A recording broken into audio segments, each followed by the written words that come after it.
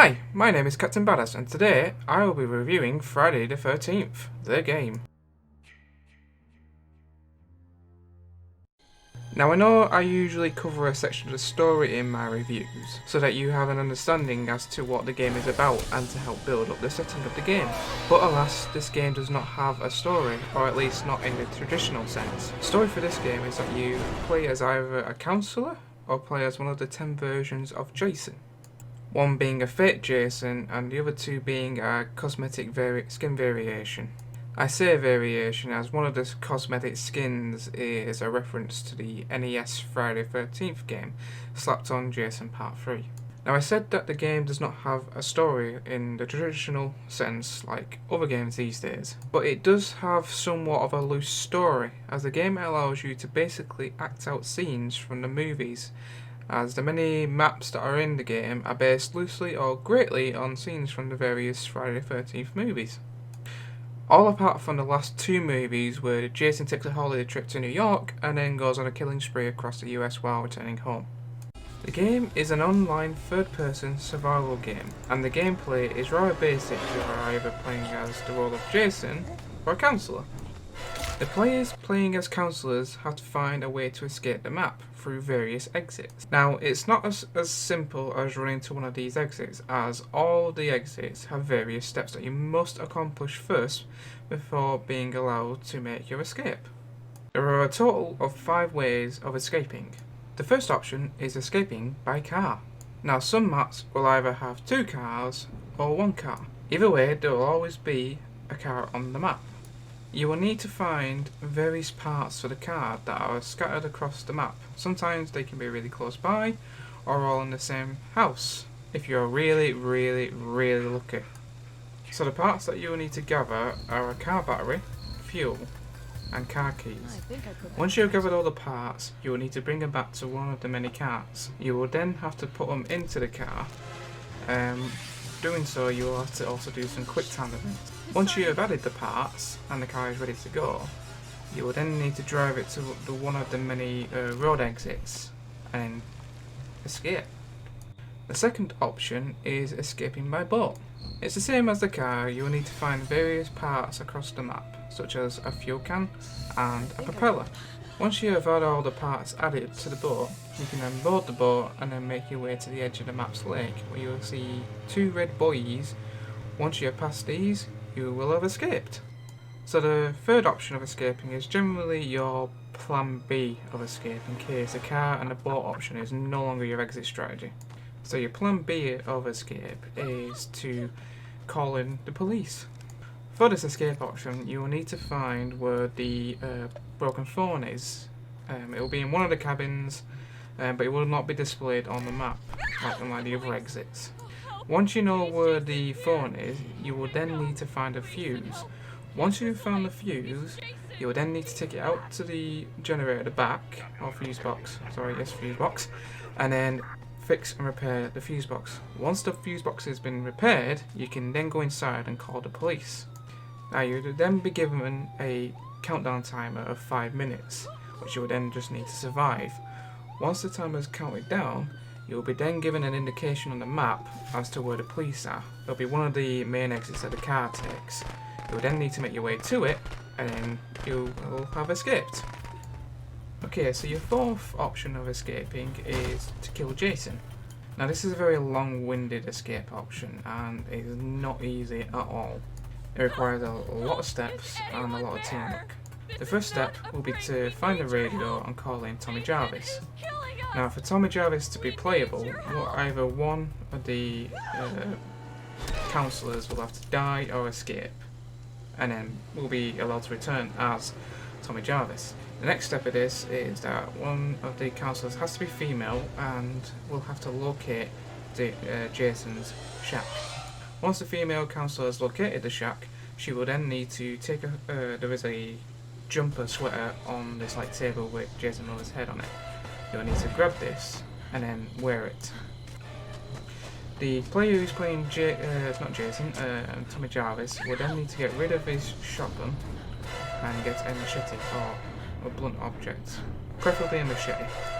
The player who's playing Tommy Jarvis will then need to locate the other player who has the sweater, they would then both need to go look for Jason, use the sweater on Jason, which will paralyse him, and then the player who's playing as Tommy will need to stun Jason to bring him down to the floor, and then go in for the final attack, which will cause a sequence for him to basically behead or take a good whack at Jason's head and kill him.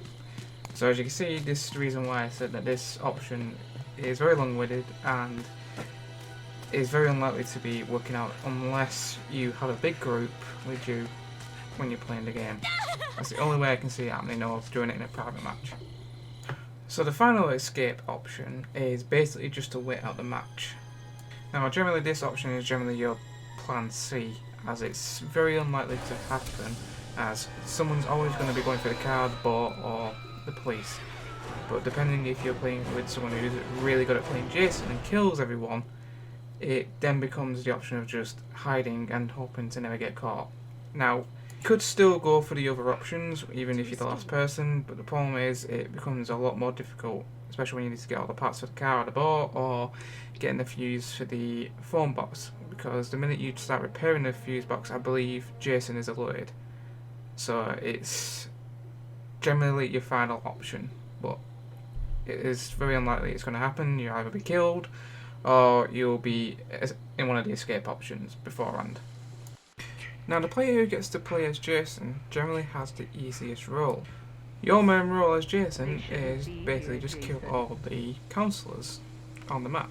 Playing as Jason, you are generally overpowered, as you have multiple abilities to use in order to locate your victims, some being borderline unfair, such as teleporting around the map. But then again, this is a game that is based on a horror franchise where Jason so happens to catch up with survivors at the last minute. So playing as Jason, you get to use a wide range of fatality kills. You can use a maximum of 4 fatalities that you will choose a selection from in the settings when picking your Jason. I'll be showing a variety of them, such as having a head being knocked off,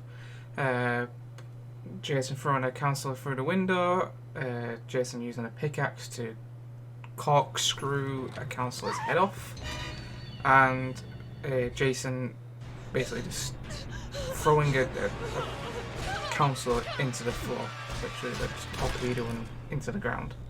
Once Jason has killed all the survivors, or kills the remaining survivors, he then returns back to his cabin in the woods. Now as far as I can tell, there isn't really a victory nor a loss for playing as Jason, as even when you kill all the survivors or all the remaining survivors, the ending sequence seems to always be the same. So the gameplay is designed to promote cooperation between all the counsellors in order to survive the night with Jason, but it is not forced on the players.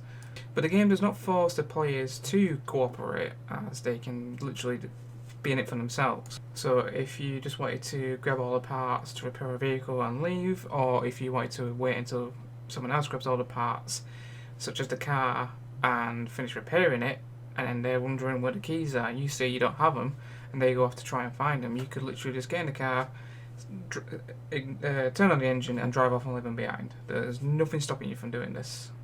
It's completely up to you. You can even go as far as killing another player, or hurting them so that they are too weak to move and Jason catches them and you can use them as bait. So the way you choose to play the game is completely up to you. Okay, so let's now move on to graphics. But what the graphics could do with some work on is the character designs. Now the characters themselves are designed somewhat okay, it's just that they have this very weird shiny chrome glow applied to them. Every time they are near a bright light, it's as if someone has just shoved them into a bowling ball shiner. Another thing that the graphics could do with a bit more work on is the detail to the counsellors' emotional reactions. I mean, I know this game is based on an 80s horror franchise, but I mean, even they didn't have a goofy reaction like these guys do when they see Jason. Okay, so now we're going to be on the topic of sound. I can't believe you killed Sound in the game does help build a believable atmosphere, at least to the point where you feel like you're in a horror movie, such as the sound of the owls in the dark forest hooting away, the slight breeze in the forest moving the branches, and the sound of the lake, water rippling, all sound very real. But where I think the sound is most effective is when there is a lack of sound. as it helps build tension for the player not knowing where Jason is and being left with only your thoughts of wondering how you are going to get out alive. There is one feature that I really do love that the developers have added, and that is the ability to toggle the copyright music and replace it with the soundtrack that they have created. You can find radios throughout the game that you can switch on or off, and it will play the music that you have set as the preference. This is great for streamers, as this way their content cannot be affected or taken down or stripped of audio by YouTube. So, let's answer the big question. Would I recommend this game? The answer is yes and no. While I do have a lot of fun when playing this game, there are a few factors that need to be taken into account. While you don't have to play the game with friends, it definitely makes the game more enjoyable. But the main issue is that the game is extremely buggy, and I mean extremely buggy, like game-breaking buggy, such as councillors being able to float around the map.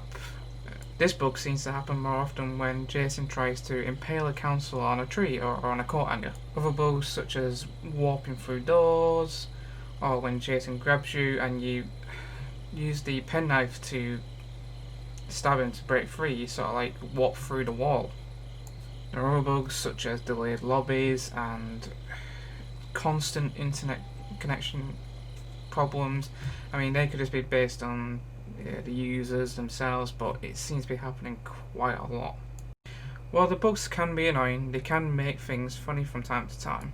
I would recommend it, but maybe when there is a sale on Steam, or if you can get it at a discount on console, because I'm not sure if it's still on Game Pass at the moment. As this can be a fun game, I just wouldn't expect a lot from it. So it's a 50-50 on this. Buy it, but don't have great expectations for the game.